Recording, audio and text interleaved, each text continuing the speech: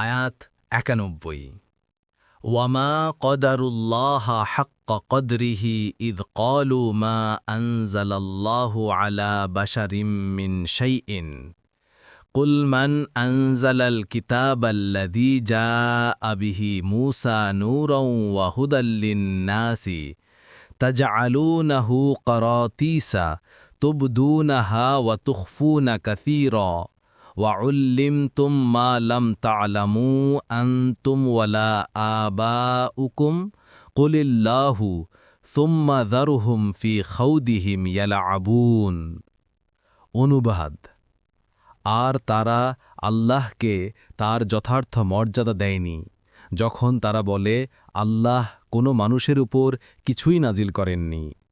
বলুন, কে নাজিল করেছে মুসার আনিত কিতাব, যা মানুষের জন্য আলো ও হিদায়াত স্বরূপ, যা তোমরা বিভিন্ন পৃষ্ঠায় লিপিবদ্ধ করে কিছু প্রকাশ ও অনেকাংশ গোপন রাখো, এবং যা তোমাদের পিতৃপুরুষগণ ও তোমরা জানতে না তাও তোমাদেরকে শিক্ষা দেয়া হয়েছিল।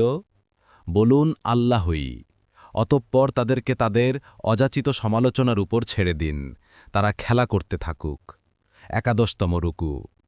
তাফসীর। ১ নম্বর ফুটনোটের বিবরণ। এ আয়াতে ওইসব লোকের জবাব দেয়া হয়েছে যারা বলেছিল আল্লাহ তাআলা কোনো মানুষের প্রতি কখনো কোনো গ্রন্থ নাজিলই করেননি। গ্রন্থ ও রাসূলদের ব্যাপারটি মূলত ভিত্তিহীন।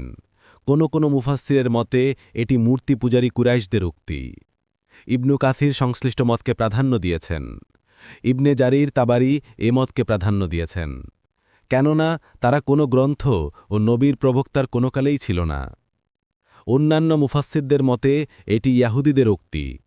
আয়াতের বর্ণনা পরম্পরায় বাহ্যিক তো এরই সমর্থন করে।